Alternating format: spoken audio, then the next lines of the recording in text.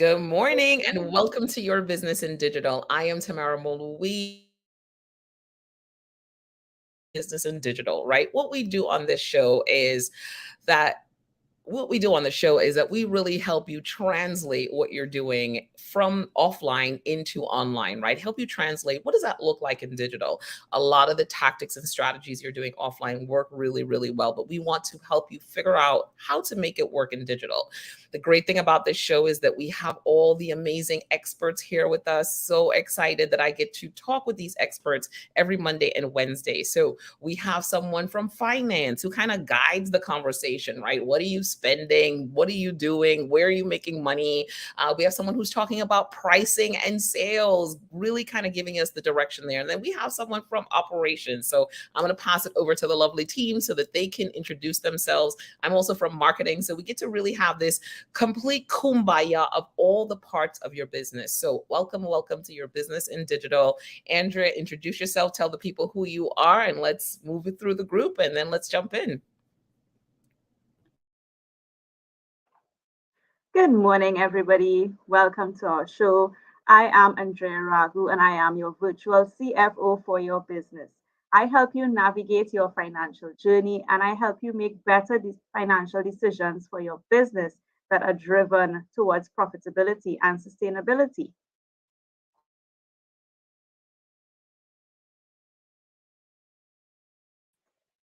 Good morning, everyone. I am Michelle Gordon with Lanyap Digital Consulting. I am here to help relieve your sales and pricing concerns, to help you identify your revenue blind spots and bring that revenue in from the top line through the bottom line so that you may be a consistent, sustainable business. Welcome in. We appreciate you joining us on this Wednesday. And good morning. I am Michael Wilshire, also with Monovan Digital. Happy to work with Tamara. And we're glad you're joining us this morning. Join us every Monday and Wednesday for these discussions in digital and how they affect your business. Let's get at it, Tamara. All right. So just for those of you that know, we are broadcasting across Facebook, LinkedIn, YouTube, and we're also on Clubhouse. So folks on Clubhouse, if you want to see us, join us on LinkedIn, Facebook, or YouTube. We are here. Super excited to have this conversation. So today we are talking about discounting. We kind of started going down a slippery slope on Monday as we were talking about preparing for the holidays, and discounting became a whole huge topic, which we were all kind of like, all right, yeah, this sounds like a full show. So today we're talking about discounting, and we have the amazing Michelle Gordon and Andrea Ragu to drive this conversation because they're thinking about discounting from that costing standpoint. They're also thinking about it from the pricing and sales standpoint, right? And Michael and I are just going to jump in and throw our 2 cents in at any given time. So Michelle, let's jump into the conversation about discounting, right? Should a business in Q4, right? You have not made your business goals, or you're like, oh my goodness, I am, 50% of the way from my goal. My plan was to make 6 figures this year. I am nowhere near that, 50% away. Should I just start discounting because it's Q4, people are buying stuff? Should I just go nuts and cut everything in half and be like, yay, I'm going to make that money? Oh, no. No, don't do that. Don't do that. I have a theory about some things that I think is important. If we lead with price, the whole deal is always going to be a price. I did a whole little thing, go on my IG and go watch that because it was that important that I thought we'd take some time to devote to it. I'm not saying that discounting is problematic, that you can't do it and you shouldn't do it. There is a strategy that should go along with it. Just like you have any strategy for your entire business, there should be a component that's dedicated to discounting, well thought out, money and pricing, the whole 9 yards attached to it, so that you may identify the real reason behind why you really want to discount. But no, you should not just wholeheartedly just slash your prices. It just makes no sense. Don't do it. I love that. I'm glad that we started there. So we have 7 points because it's important for us to really make sure this conversation is super structured. So Andrea and Michelle, I'm going to kick it over to point number 1, and guys, have at it. All right. Our first point is, before you consider discounting, please go back to your basics, validate what your core pricing and profit goals should be and what you designated and put out there. When you designed your business and what you wanted to have for your business, there was a whole lot of thought process that went behind it.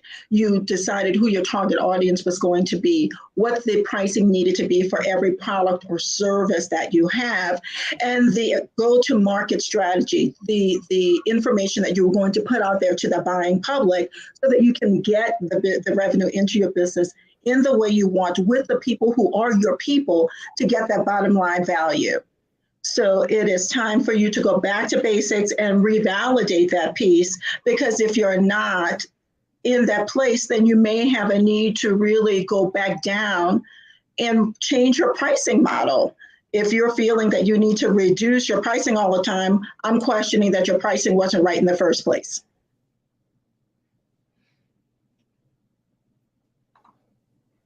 I mean, and if I, so take what Michelle is saying, if the pricing model is not where it's supposed to be, then it means our whole financial structure is now in jeopardy because we've placed our hopes and dreams on that particular price point and that particular level of revenue. So if you're saying now, okay, guys, it doesn't seem as though this is the price point that we should have set up in the first place, then it means things like our projections and our budgeting and the way that we set up the business from a financing perspective, is wrong.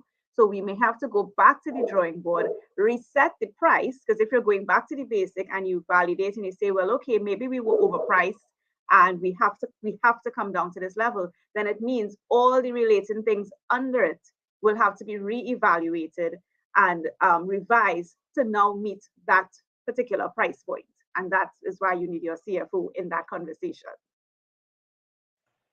It is, in my view, you have to redo everything.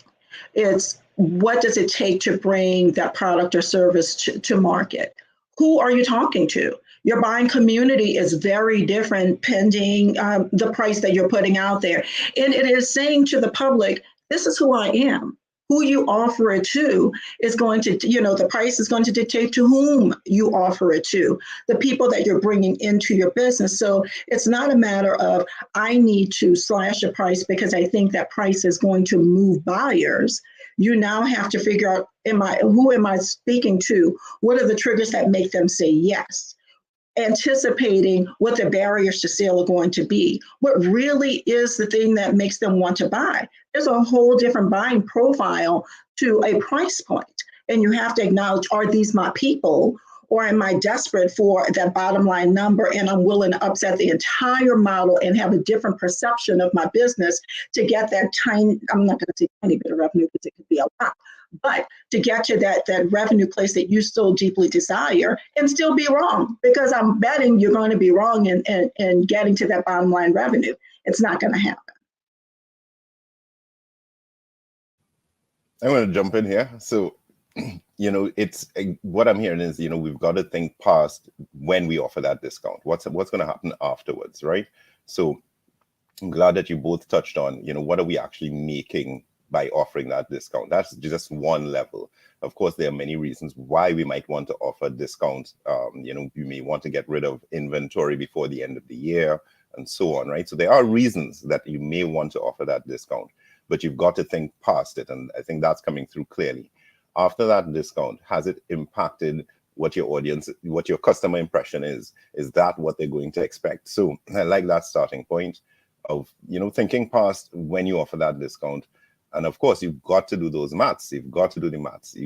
I think we come across oftentimes, especially in small business, we're trying to launch a product or we're trying to gain visibility. And we say, okay, we'll just give a 5% discount on that. We'll give a 10% discount. And there's also that cumulative effect that's happening as well, right? And while it looks small per product, that cumulative effect impacts you when you've gone through the inventory, you've got it all moved, and you thought 5% wasn't much, 10% wasn't much, right? But that cumulative number is now going to look very different.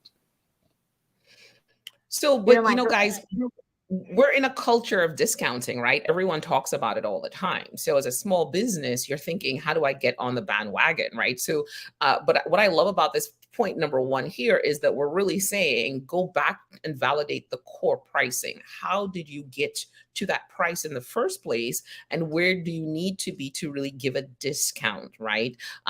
So I think that that's really important because people may not necessarily be validating their core pricing. That takes some time and some structure in order to do. So I think this is a really, really great point. Now I want us to move into point number two, because I think that's important. Andrew, I think you wanted to add something else. Go for it before we jump into point number two. No, what I was about to say was Michael touched on one of the reasons for the discounting being things like movement of inventory. And I just want to say, if you're looking, if that is a reason for moving the inventory, you still have to run the numbers to make sure that that 5% still makes sense. Because here's the thing, if it is, here's the reason for offering the discount is because the cost to hold the inventory is going to be more than the cost of allowing the discount for it to come off the shelves, right? So in particular, if you have something that has an expiry date or something that is seasonal, and just the cost of holding this old stock that you know not going to sell, is going to hamper you. Well, okay, you offer the discount, but I when he said, offer that 5%, this is where you need the finance calculation to see, okay, should I offer 5 or should I offer 3, right? Because the 5 is going to do more damage than the cost of holding the stock. So just to make sure that we remember that, always check the finance calculation. Love that. Thank you. Thank you. So the next point number 2, define your specific discount objective and goal for discounting. It must be specific and time bound. Michelle, what does that even mean? Well, really, what is the reason for your action in the long run? What's the net result that you want to have? What's that goal that you're trying to do? And what is it going to resolve for? Is it, like Michael said, that you have seasonal inventory that is for Thanksgiving, Halloween, that's around the corner. And so there is a time sensitivity to what you have. So you need to move that item off the shelf so that you have room for Thanksgiving and Christmas, goods. So that's why I'm saying, what is your objective? And if it's not moving, what does it take to move it? And when is a drop dead date that you're either going to start it and you're going to finish that discount? Because otherwise, what you're saying to the buying community is, hang around, I'm going to discount. So hold off and buying because I am going to eventually drop my price. And if you wait me out long enough, I'm going to lower my price. So that's why I'm saying for this instance, it needs to be for a specific reason that you're trying to offer a discount to move something perhaps, and it has to end. It cannot be a forever discount, or else that's your new pricing strategy. That discount price is your new pricing strategy. Absolutely. I think, that time bound thing is so important, because from the CFO side of things, you want to know how long do you have to ride this out for? How long are my margins going to be impacted, so that we know what is the buffer strategy or backup strategy that has to go in place while the margins are being eroded, because that's what discounts do. They erode the margins. So during this time period, finance needs to know, okay, we're running this for a month, we're running this for 2 weeks. During this time, this is the expectation. So my buffer strategy has to cover us for that time period. And like you said, Michelle, otherwise people will just wait you out, and then you will just become a company that offers, just wait for the price to drop, right? You wait for the price to drop. And I could tell you, as a consumer, I've done it. I've seen things that I like, and I might say, oh, I'm gonna wait.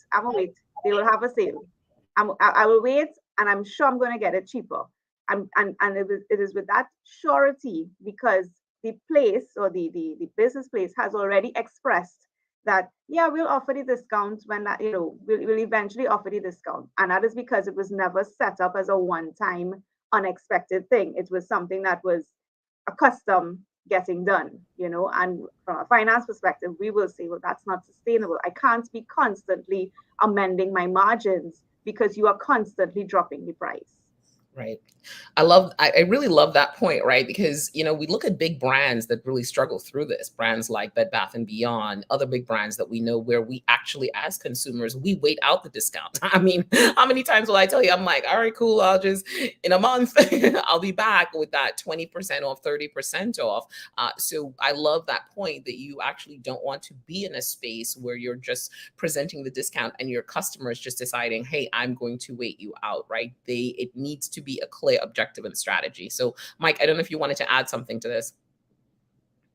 I think you pretty much covered it. I guess I'm just poking the bear this morning. So as much as we have to have a specific goal, what are some of those goals that you can have? So as I mentioned, you may look at closeout inventory that's going to go bad or expire, right? So you may have a reason for it. You may want to entice your customers with a new product. So you want to offer a sample. And my question to the panel here this morning is, so do I consider a discount if I give an add-on? So especially, let's say I'm in the retail space and I'm saying, if you buy this product, I'm going to give you this as well for free. Are we considering that as a discount as well? And does the same maths apply that I need to work out what's happening? That's what I'm going to throw out to the panel. My dear friend, that's called a value add. That is a value. But there are fences, that there are qualifications that come along with giving that free gift. There needs to be a particular purchase that needs to happen. They must meet a dollar spend threshold in order to get that. And yes, you have to go back. The math needs to math. It all needs to make sense. And we need to understand it's a fact on the bottom line because it's really not free. There is a cost to your business to give that value add, that additional thing.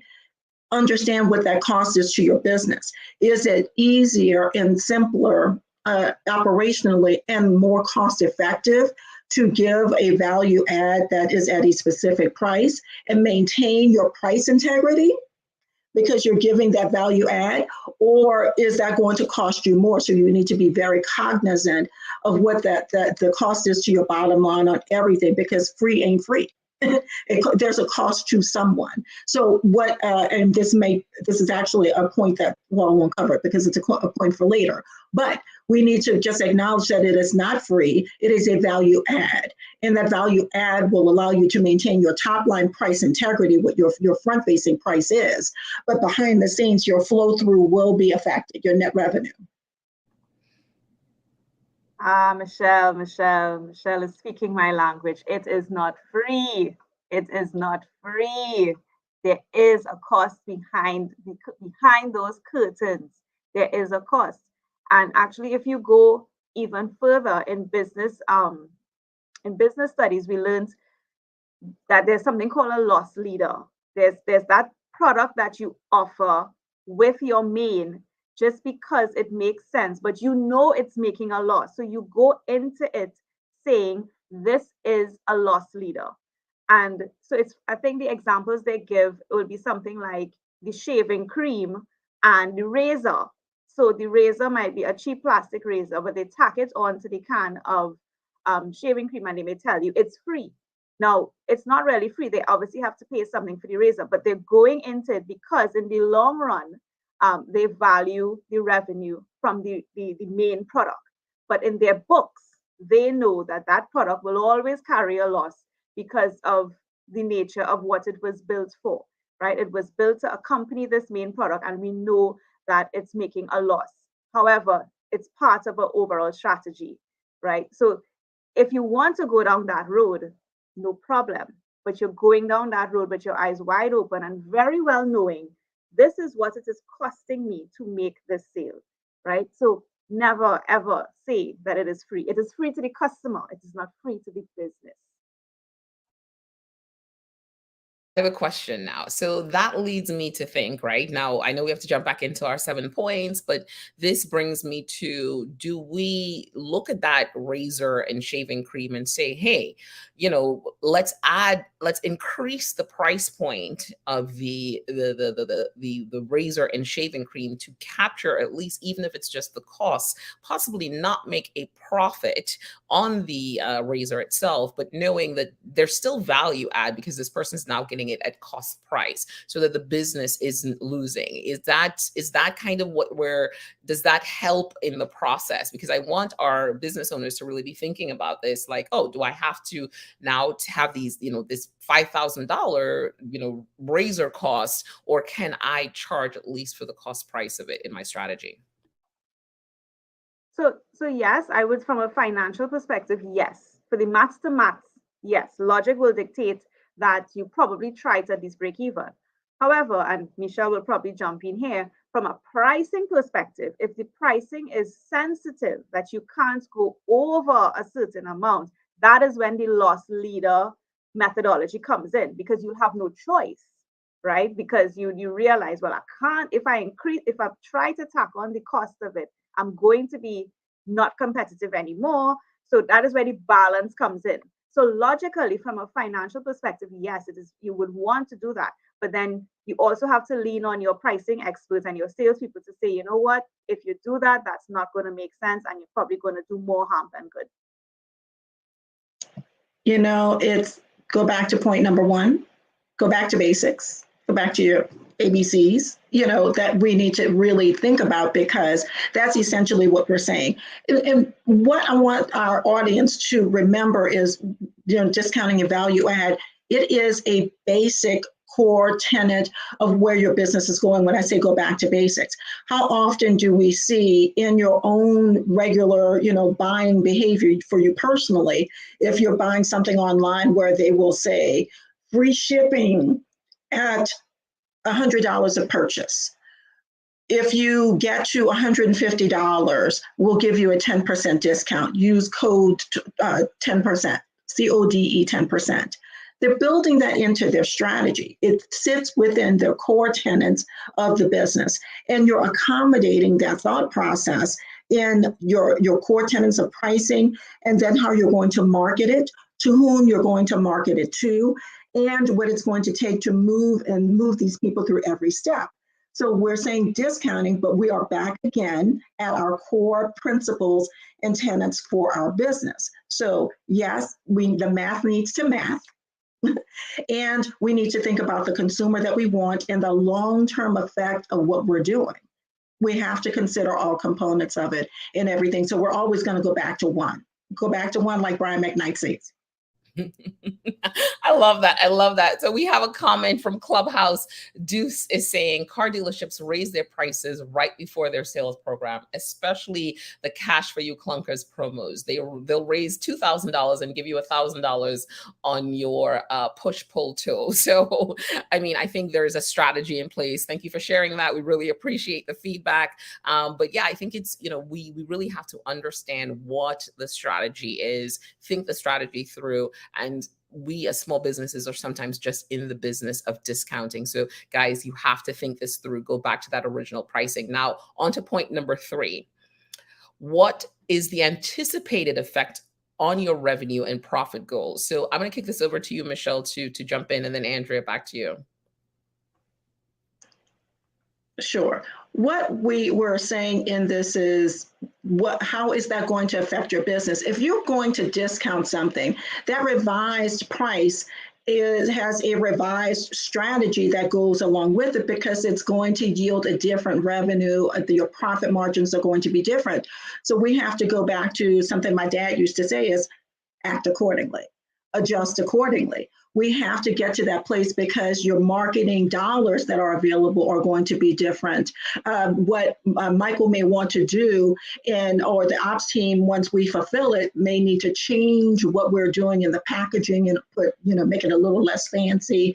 We may need to do something different, like instead of expedited shipping, they get that ground shipping that's going to take an extra 4 or 5 days to get to it, so that we can maintain our costs. So adjust and act accordingly to accommodate that new price structure that you put in place to maintain your integrity. Absolutely, Michelle. So yeah, so I have this thing when I send emails and I say, something has happened, my last line will usually be, please be guided accordingly.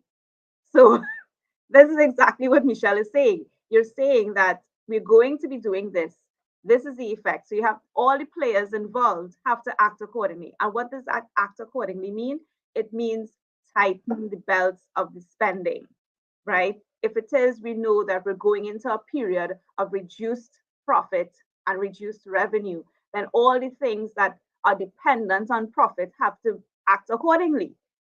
So you may need to go back to the budget board and look at the various line items. And this is what finance would now be doing.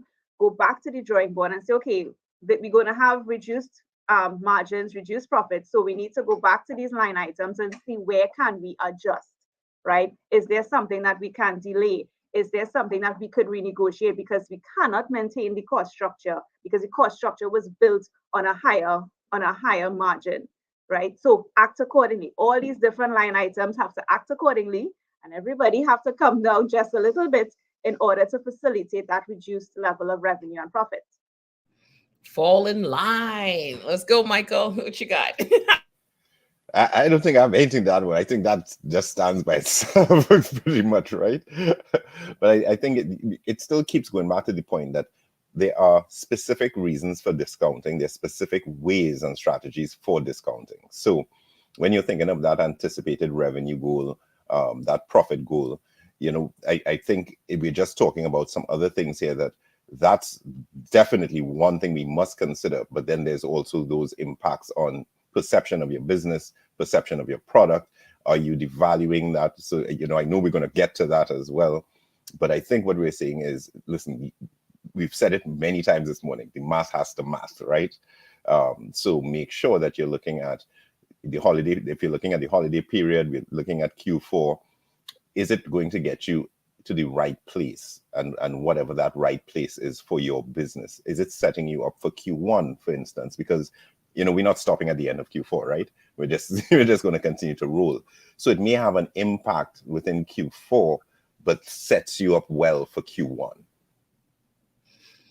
I love that. So one comment here we have, Chef, thanks for joining us this morning. But in Q4, when it comes to products, consumers are expecting a discount. So aren't you pricing yourself out of the market if you don't have a discount? What are your thoughts on that? No, you are not. No, you are not. There is marketing messaging and an approach that can cater to that. Your habitual clients that you have in your arsenal, you have to be careful on the messaging that you're providing to them and where you're going with your product. So that discounting that you're doing could be to specifically, again, what is the goal? Is it to gain a new audience? Is it to move a specific product line? And put that price point where it needs to be and put a value add or something that is attractive to them at that particular time to move that product. And you have to have a time-bound measurement that goes along with it. As time is progressing, the measurement point isn't, well, when the holidays are over, it is what is the progression over the course of time, and is that product still moving the way we need to have it move, or is it not moving and you have to judge and assist where that is. And this is probably going into one of our next topics, is then what are the audience that you're going after? You can send specific messages to that audience. If it's a new client that your new customer acquisition, you can send messaging out that's catering to that person. For your returning people, you can send a message to them specifically that's private, that is not a public place that you're sending emails and saying, let me find the people that are my habitual clients and let me send an offer to them specifically that is private and offline, that drives them to a landing page that clicks to them and allows you to convert without that being a public offer to somebody new. So you're patronizing and giving something to your existing folks. And then for your new people, there's an entirely different offer that is going to attract them and bring them through. So I think is no, they're going to look for a discount because you've trained them to look for that discount. I go back to that. You have trained them to look for that. Right. I agree with you 100%. I think, Michelle, we have now leaned in. You leaned into the next point. So let's just lean. Let's lean in a little further. Validate the target audience, the appropriate channels, and the curated messages for the discounted offer. So I think it starts there, right? The point is it the right target audience? And training them to get that discount is really not where we want to be as a business, right? We don't want to lead with that first, but we want to validate that target audience, because depending on where your product is, or your product or your service is it a luxury item? Can my target audience, the people that I'm targeting, can they afford my product or service? So I think that's really an important piece of the pie. So Andrea, jump in and talk a little bit about that validation of the target audience, and Michelle, we'll kick it over to you again to lean into that a little bit. Yeah, I guess, what you want here is you want to be very specific about who you're offering this discount to. So even from a finance perspective, the uptake, you could calculate it better, right? A public discount for all the world to see, it's actually going to be very difficult to try to figure out, okay, what my projection might be. But if you give me a smaller audience and you say, well, we want to target these people, this subset of people, you've now contained the impact, right? You've now contained the impact and say, you know what, it's not going to be all of this and everybody is going to be here. So we could probably say, okay, let's focus here, and it helps to buffer the impact of the discount. And it helps from a finance perspective to be able to say, well, okay, it's not that bad. It's just this group of people that they're offering it to, right? Of course, if the target audience is all out here, that's a different story. And I guess Michelle will talk about, the size of the target audience. But definitely from a finance perspective, that helps to ensure that we are containing the impact of the discount. And it might help us project it a little more accurately, because we could now zone into this potential as opposed to trying to quantify that potential, right? And I think too, what's so interesting about the holiday season, I think I may have mentioned this on Monday, is that because the buying audience is exponentially larger, people are really looking to shop for something. So you'll find that your viewership of anything that you put out there is larger, so your sample size is bigger. One of the things that I've noticed is that because that number moves everything up, the false perception can be, well, I have to give that discount because look at the volume that has moved. Because where it would have been 5 before, it's now double. And we're thinking that that discount was the trigger. What was actually the trigger is the pond is larger now. the amount of people that are there looking is larger. So we want that the volume to go up as well. But you have to be mindful that that trigger is actually price, not because you're buying community, your opportunity has increased. Therefore, the scale of where that next sale is going to be increases as well. And the way to test that is to do A/B testing. Put different testing out there, market out there the same product at 2 different price points in different places for a very limited time, and test the theory.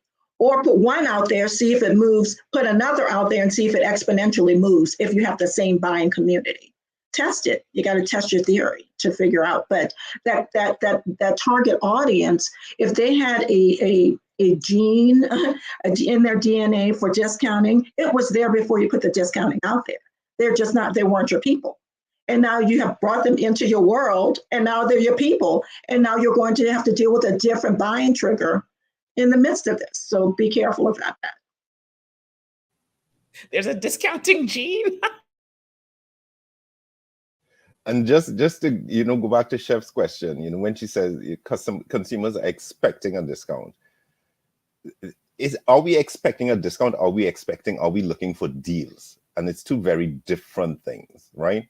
So yes, this is a period when we are looking for a deal, a good value for what I'm spending. And that does not necessarily look like a discount. It could be a value add. It could be A something bundle, that's time. a different bundle. It could be a bundle in it. Mhm. There are so many ways to move a strategy in pricing. One of the things that I think about when I said, what is your intent for this?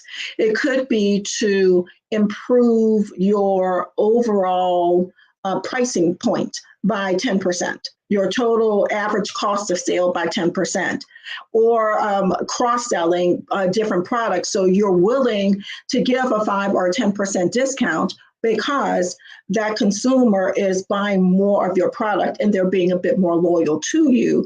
So you're willing to give them that, or you're trying to escalate. I think for Chef, if she may want them to move from one of her products up to a higher rated product to ease the path to have an introduction to that new product, she's willing to give them a discount for that 1 or 2 times for them to learn about the product, enjoy the product, understand the value of it in its normal place, so that at their next buying place, they're willing to pay that. And it is limited time offer, introductory price, one time only, to have them there. And the proof will be in the pudding on whether or not they like the product in the long run.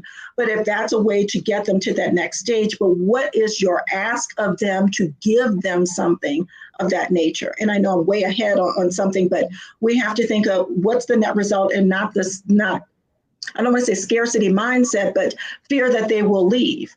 They will not buy. Then we need to look at who we were looking for to buy the product to begin with. Who was the target audience that we were attracting, and what was the messaging that we attached to that product that we were seeking to get them the buy-in that we were looking for, and have them click yes and move them into, the cart. Oh boy, we on fire today. So we got some feedback in the Clubhouse chat. The little birdie says, cheap, cheap. Drew is talking about the discounting gene. She loves that as well too. And Deuce is saying, what platform do you use to provide discounts for digital courses? So definitely something we can come back to and address that. That's a great question. And then also we have another point from Chef here saying, a good deal. Excellent point, Michael. So people are looking for a good deal. And I think that's an important part of the important part of the pie when you're looking at the holiday season and considering discounting, right? Does a deal necessarily mean I need to slash my prices in half and get rid of everything? It's all going now, slashing in half, one time only.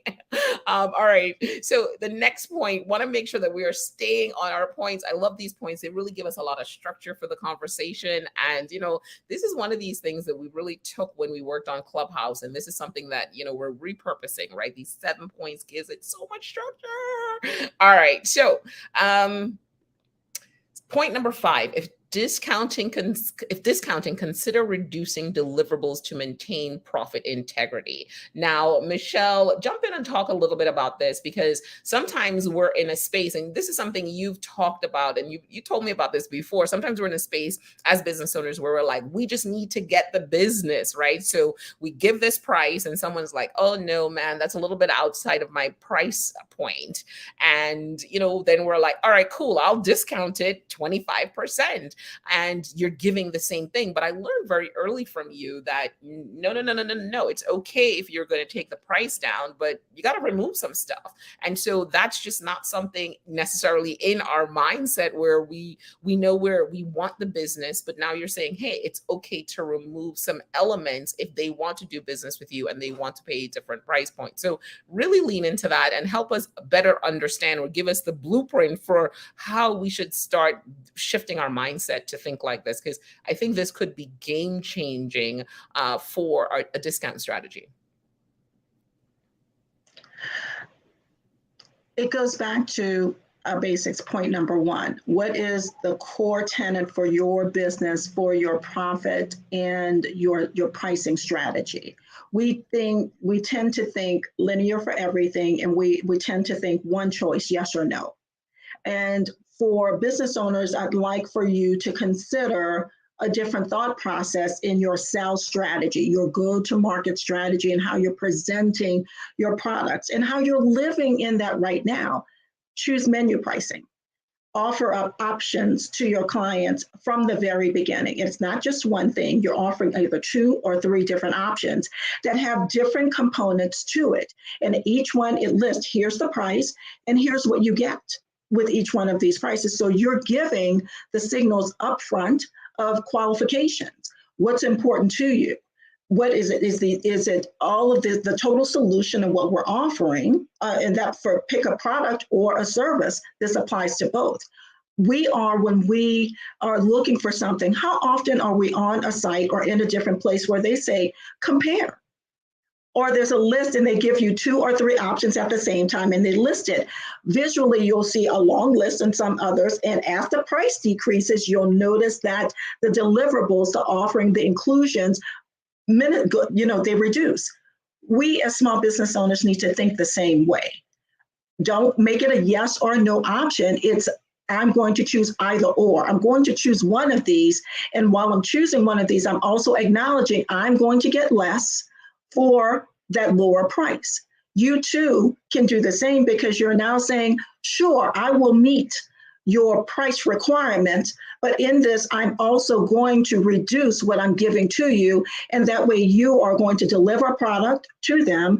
They're going to acknowledge what they're going to receive for it. And you get to maintain your rate integrity, your pricing integrity, and the target audience that you were seeking for your business. So you have to have the intestinal fortitude to stand firm in what your business model is. Or are you going to change your business model to accommodate that price point? You've got to figure that piece out upfront and negotiate, and that's your version of negotiating. Give them an offer, make them choose the offer that is suitable for them, but don't pull your pricing down to accommodate that. Don't fall back. Do not fall back.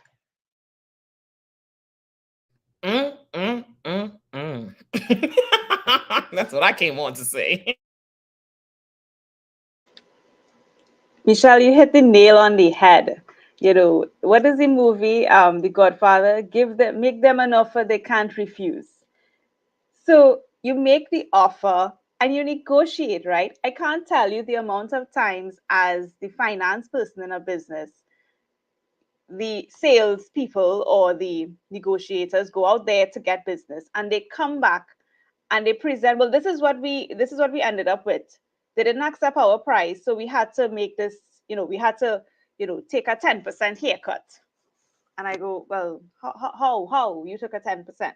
We can't afford a 10%. So did you reduce it? No. Did you reduce the offering? No. So we're doing the same amount of work for less money, right? And you come back and it's almost like you want the business to make that work, right? So the profit, and I love how the points are structured. Maintain profit integrity. My profit is now shot, right? My poor profit literally can't hold up, right? Because you've now created this impossible situation where I'm going to need the same amount of resources, the same amount of effort, but I'm not going to get the same amount of revenue. So definitely, yes, if you're going out there and you have to negotiate, because that's the name of the game, right? You have to negotiate, you have to, not all the time they will accept the price, on the first shot.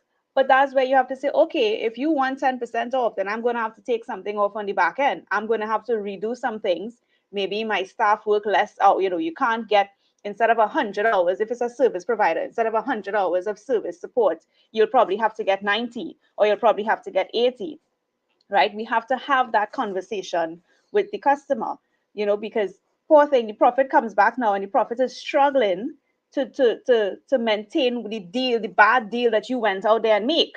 And that's what it is. It becomes a very bad deal, right? You go out there, you slash the price, and then you come back now and expect the business and your support staff, finance, everybody to make this work. And, it's not fair to Mr. Profit, poor Profit, just, out there trying to help the business survive, and you just making it impossible.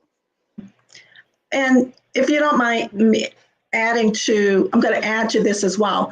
When we're looking at things and assuming that this is a B2B or this is a service-based business where you're having some type of contact with the client and to understand the debatable point, the questioning, your discovery questioning, understanding what's the motivation for that client, what they're trying to accomplish, and are you meeting their end need? Understanding that component before you even offering up a price is going to determine whether or not you're going to get said price that you're seeking. Are you leading with price? Or are we really understanding the real pain, the real opportunity, the need that they need to have filled and meeting that solution? If it is a service-based product and you're understanding that and speaking to that first, that price component is not going to be the issue of concern. If that is of concern, then we've not done our homework and we're not answering their need because we've made it about price. That should have been taken off the table, because if they were in enough pain and we met that pain need, then it would be, let me figure that out.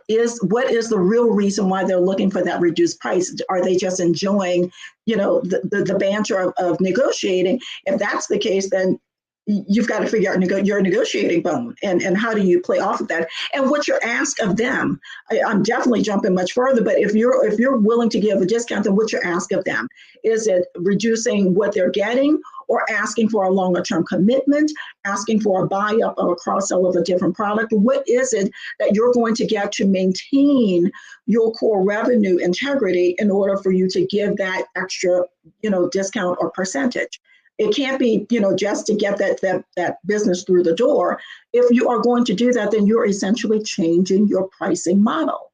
And you have to acknowledge that, and that's cool if that's what you're going to do, but face it up front and acknowledge what you're doing. It is a big, in order to achieve that sale or that buying public, you have said, I'm okay with bringing my price down and I want that person all the time. It's as simple as that.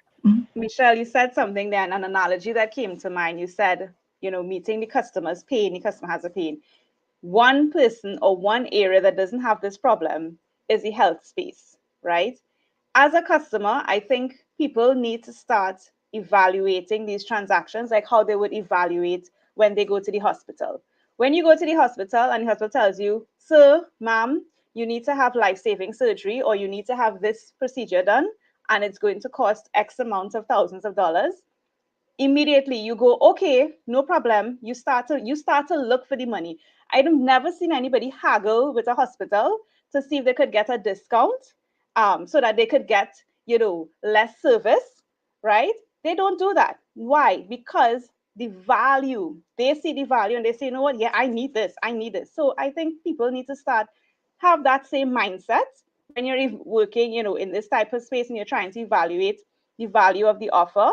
Because if you're on your hospital bed, you damn well know you are going to look for your checkbook and find, beg, borrow, steal to get that money to make sure you get that value from your qualified and experienced doctor. Oh my goodness. I was just, could you imagine, get your procedure done at a discount this Christmas season, this holiday season. Get ahead of it. You're right. You're so right. But just going back to that, reducing your deliverables. This is also something you should have been trying or could have been trying throughout the year. So you're looking at different ways of offering your services, right? So there's some tells that you can get before you get to the holiday season. And you definitely want to look at that operational side. What's it taking you to fulfill? What are the actions you're actually taking to fulfill any specific contract, any specific client? So then when you say reducing deliverables, you end up with a model that by the time the holiday season reaches, you say, okay, I can offer it this way and take off this and add in this. And I'm very clear that one, I know who it's going to reach. I know how much it's going to cost me. I know what my profit margin is. And then I have that matrix, for the holiday period. As I said, if I have a specific reason where I'm looking to maybe get business in that's going to, carry on into the new year. As you said, there are specific reasons that you'd want to do that. But that reducing deliverables, you really want to be in touch with your operational side to understand what does it take to fulfill.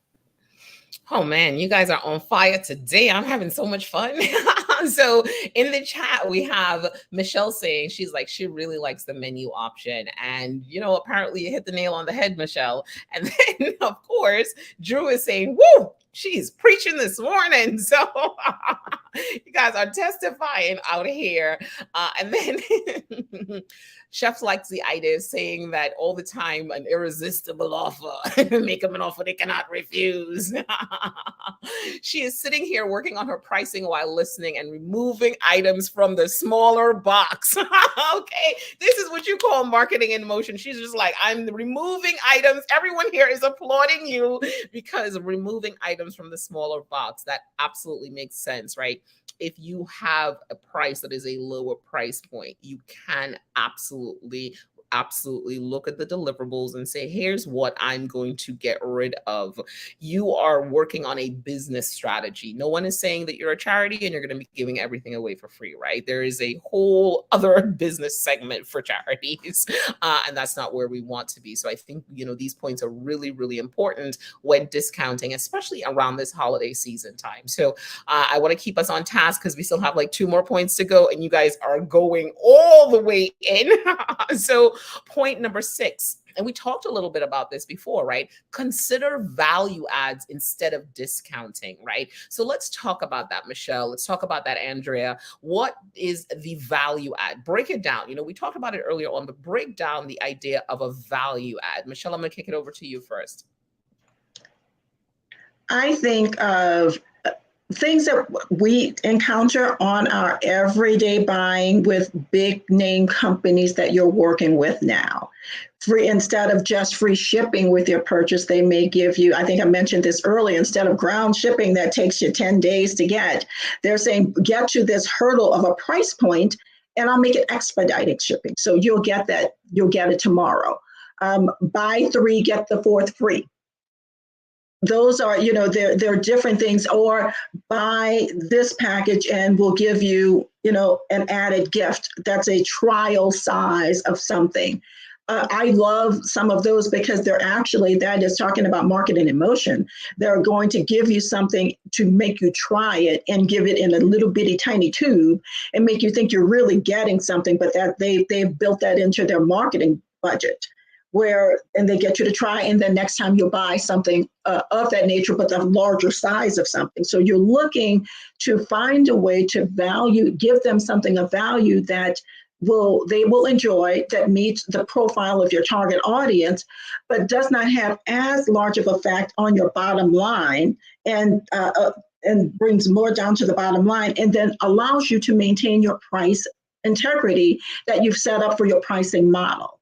You want to keep your same clients, your flow through be as close as possible, but also give you the opportunity to offer up something to not just keep your client, but to keep them, keep you competitive in some spaces. Like Chef said, how do I remain competitive? And sometimes it is during that holiday season or during a distress season, a value add to them to say, oh, I'm getting something in addition to more than I typically get.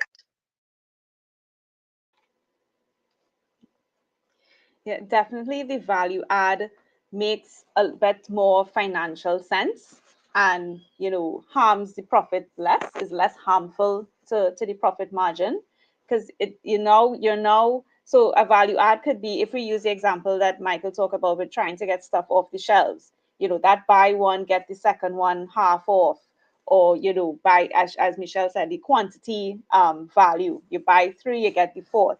Right, it's still moving. You're getting that extra one off the shelf. So for you as a business, you're getting it off the shelf, which is what you want. But then for the person, they're getting more, right? They say, "Oh yeah, I got more." They feel like I've got more for the money that I've spent. And then in the long run, you know, you've now probably brought on a new customer that could continue to bring the margins for you. So from a finance perspective, the numbers, there's more justification or more comfort to be able to say, yeah, let's do a value add rather than just slashing 10% of the price, because here's how the maths will look, right? If the person buys 1 item, they get a discount. Whereas if we do the value, they buy 3 and then they get the discount. So on my side, I'm getting more than if I was to just give the blanket discount, the traditional blanket discount, as opposed to looking at the value adds. I think the value adds are a better pill to swallow from a finance perspective. I think about something that just came across my mind was a flight. Think about when you're on an airplane and you have, the different levels of seating, economy, or the way they've labeled it now, economy, premium economy, business class, first class. They were going to bring Coca-Cola on the plane anyway, It was going. So economy, you get the smaller seat, you get a later boarding, you have to pay for everything. You get to premium economy, they're going to give you Coke for free. They might give you early onboarding. That's a value add that they've added in, but they're going to charge you $7,500 more. That flow through, that math is mathing like crazy, because they have, and for each one of those classes, they've exponentially increased the price, and they've listed another value. You get early onboarding, and you get to put your bag up top versus having to check in and pay $35 for. So they have created the perception of additional value, but they've loaded it into the cost. They've accommodated that in their cost and their flow through. And it's all in presentation. How are you presenting that information to your buying community and saying, here's what I'm solving for you. I'm meeting that need that you have. And those are different target audiences. That person that wants business class, first class, premium economy, come in with a different mindset of what they are willing to open up their pocketbook for, their wallet for, versus there's a discount mindset that goes along with economy. They are walking in and saying that price point is most important to me. So I'm willing to sacrifice a bunch of things to have that price point. Different people, different target audience, and that value add that we're placing in that goes along with it meets the target audience's need. It goes back to that, goes back to your basics. Yeah, I do want to jump in for a second this. So, when you consider that value add, and the question might be, well, how do I know this is a value add? Think about it from your customer's perspective. Sit in your customer's shoes. Is your customer going to say, hey, this saved me time, or this saved me money, or this gave me peace of mind and something that I didn't realize I needed? So that's how you even consider what's adding value. So I'm glad that Michelle talked about that airline example, because that's a value add of time saved. I'm fond of saying I want to be clear on what I'm paying for, and I pay for no headaches. I personally love to say that I would absolutely pay for no headaches, right? To move smoothly, to get through in a specific time, that kind of thing. So when you're considering what that value add is, like I said, go back to your customer's perspective, sit in that role, and ask yourself, is this saving them time? Is it easy for them to perceive that value add? Because yes, tacking on a product to another product, and I might still say, I don't see the sense in that. I don't need that, right? It's adding no value to me. Right. And so you want to make sure that that's the perspective you're looking when you're looking at those things that may or may not add value for your customer. Oh my goodness, you guys are killing it today. You know what? We have a question. So Drew is asking, so is it better to actually list bullet values of the item instead of paragraph format? 100%, because people are skimmers. So you really want to be in a space where you're adding these bullets and you highlight, really highlight, show the value of it. As Michelle, the example she gave, the airline, if you go to book a flight right now, you'll see those things listed in bullet form. It's easy, it's skimmable, and then people right away can kind of say, they see the value right away. It's going to be a little bit harder for them to read a paragraph. And as we know, people don't read. So definitely add those bullet points. All right. So we are tracking. We are just at the top of the hour. We have one more point to go. I'm like, we are getting out of here very, very soon. All right, guys. We know this is your hour before you get ready. So let's go. Point number 7. Clearly understand what you are getting in return for your give. I think this might be my favorite point. So, Michelle, I'm going to kick this over to you, and then Andrea, back to you, Michael, to you, and then we will do a quick recap and we will get out of here. So go for it, Michelle. again, I go back to my childhood. We've been negotiating all our lives for everything. We want to go outside and play. Then my parent would ask, my mom would say, "What did you do your homework?" Like, what is the give for the get? It's not that I'm just giving everything. What is your commitment to me? What is your commitment to my business for me to reduce that price? If you're asking for a reduction or that value add, then it's not, like Andrea said, I think in one of the other things, that one-time buy. What's your commitment to me? Is it a longevity? Is it a specific dollar threshold that I'm going to ask of you for me to give that? I'm in the driver's seat. I'm dictating what is important to me. And if I'm going to meet your why, what are you going to do to meet my why in the long run? And we have to be bold enough. We have to have that intestinal fortitude to stand our ground and ask for it. We have to ask for it. That relationship needs to be solid on both sides. So what are you getting for that give, and acknowledge it, put it in black and white, and know what you want and why you're asking for it. And I mean, the numbers have to make sense, right? The what you're getting in return when you map it out, when you maths it out, as Michelle is saying, when you do that math, it must make sense with the value of what you're giving. And it could be simple as the value of what you're giving costs $10 per item. But when you do the maths, the value of what you're getting back in return is $3. That maths is not making sense, right? You are giving away $10 to get back $3. So when you break it down like that and you quantify it and you clearly see, oh, what I'm getting is less than what I'm giving, then you'll reevaluate. You'll reevaluate that give.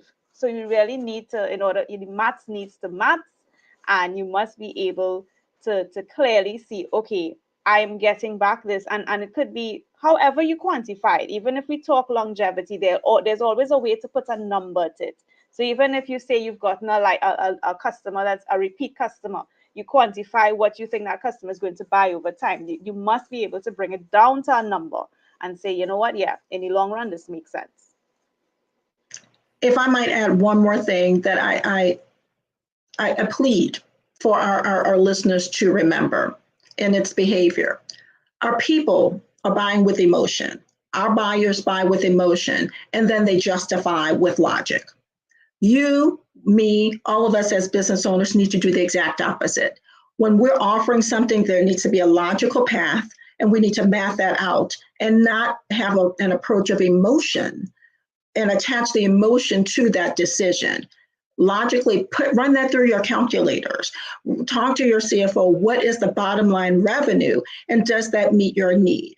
Not the emotional component of, well, that is not moving. That product isn't moving, or everyone else is discounting and jumping on that bandwagon and falling for that crazy thing that's out there.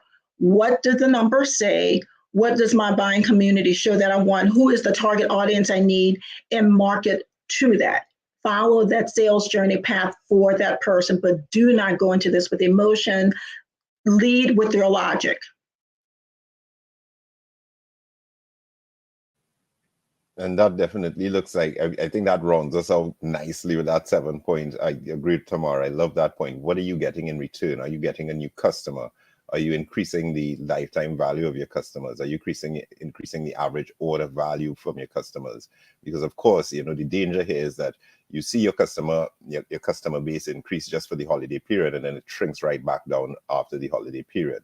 So you haven't really gained or done that new customer acquisition. You've just gotten people who just stopped in and then they're gone again. Only, again, behavior. It speaks to behavior. So are you going to speak to them again next holiday season? And that just becomes a recurring thing. You've got to know what you're getting in return. And then that will influence what that marketing message is. If you're looking for customer loyalty, all of those good things, they all come into the mix. So make sure, yes, what are you getting in return? It's not for free. We are businesses, for-profit businesses.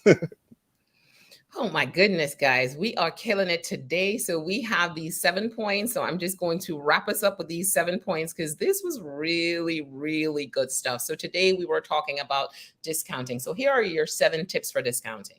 Number one, before considering discounting, go back to the basics. Validate your core pricing and profit goals. You heard Michelle talk about this.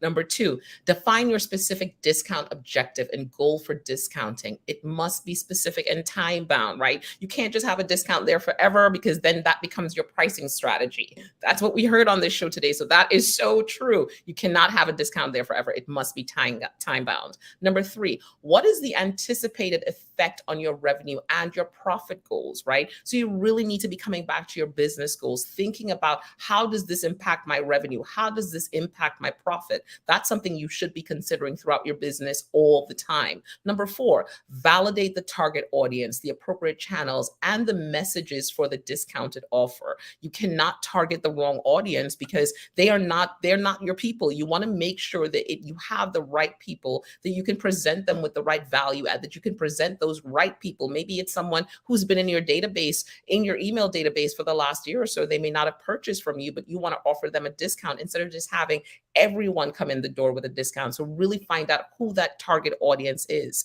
Number five, if discounting, consider reducing deliverables to maintain profit integrity. Now, this here is a really, really big point, right? You want to consider, before I go in and say, you know what, I'm going to give you this discount and give you all the things I have on this list. Maybe you want to pull some things out and say, okay, you know what, this is your price. Great. We can do this at this price, but here are the things that you will be able to get. Here are the things that you can't get. Make sure that you are maintaining your profit integrity. That's really important for you as the business owner. Number six, consider value adds instead of discounting, right? What can you give in addition to? What is that value that you can add onto this instead of just giving a discount? Maybe it's a bit of information. Maybe it's a downloadable. Maybe it's, how do you better utilize this tool? You know, we talked about the airlines. Consider those value adds in the airlines, right? You get to drink something.